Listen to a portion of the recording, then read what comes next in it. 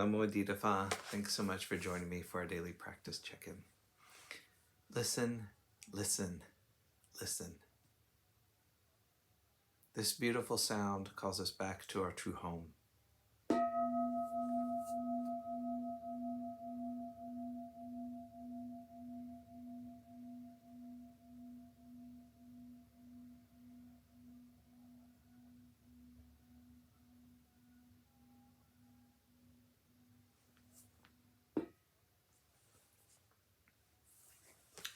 The fourth mindfulness training.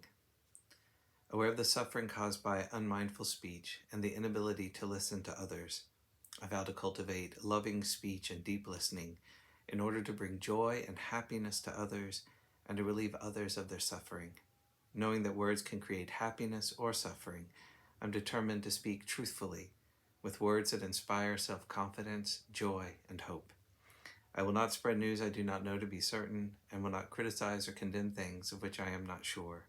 I will refrain from uttering words that can cause division or discord, or that can cause the family or community to break. I'm determined to make all efforts to reconcile and resolve all conflicts, however small.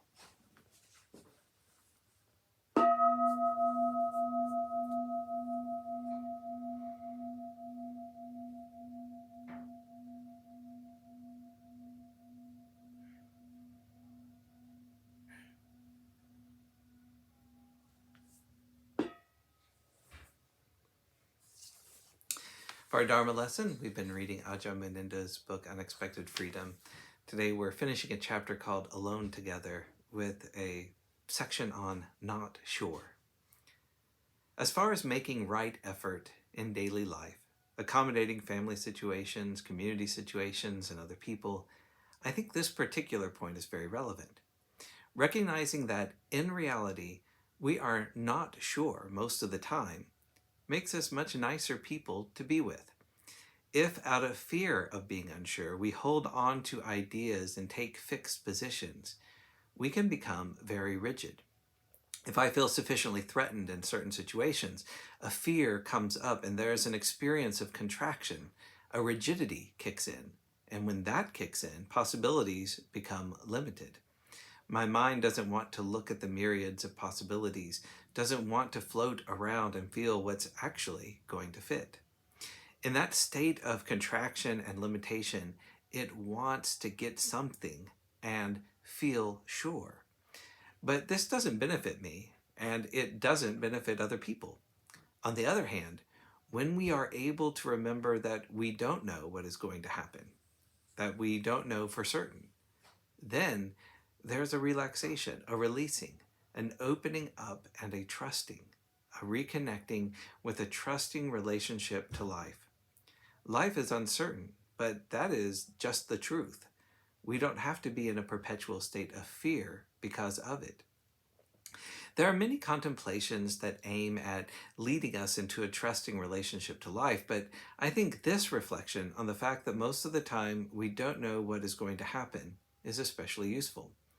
When the tendency to grasp out of fear or insecurity arises, if we have prepared ourselves, we hold back and just wait, remaining open and at the same time in touch with the sense of not sure.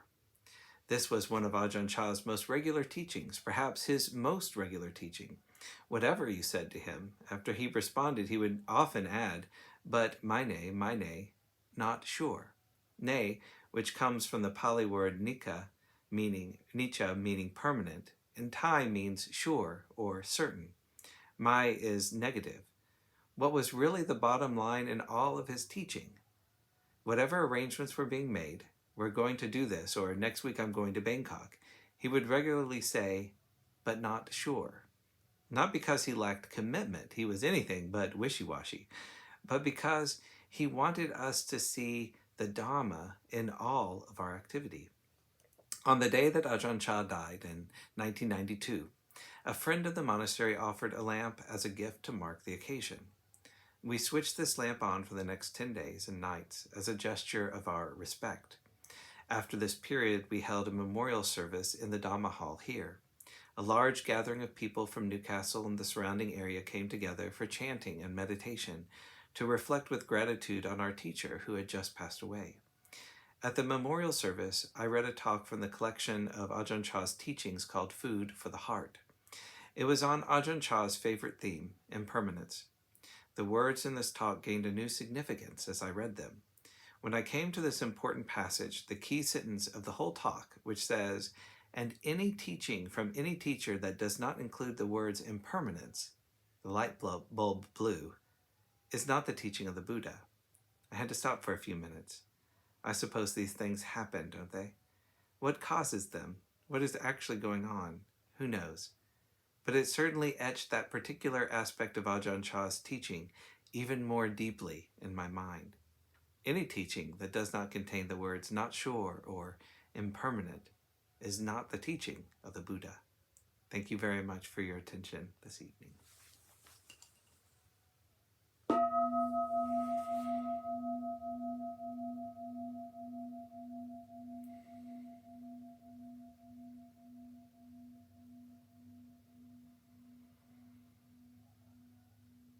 May all beings be well. May all beings be happy. May all beings be at peace. Namo. Thanks so much for joining me today.